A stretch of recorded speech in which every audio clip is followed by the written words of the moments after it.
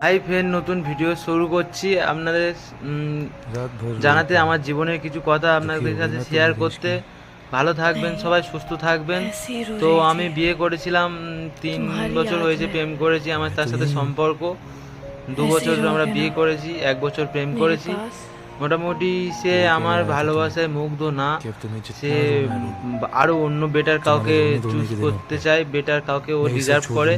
তাই জন্য সে নিজের মতো করে, সে তার মতো করে, সে তার মতো থাকে এবং সে বিয়ে করবে বলে সিদ্ধান্ত নিয়েছে। আমার সাথে থাকবে না, 2 বছর সংসার করে মাত্র 1 মাস হয়েছে। তার মধ্যে সে অন্য মানুষকে বেছে নিয়েছে, তার সাথে সবসময় কথাবার্তা, সে বিয়ে করবে তাকে। আর যে ভালো তো সে বেঁচেছিল কখন, তাও আমাকে আর মনে পড়ে না তার।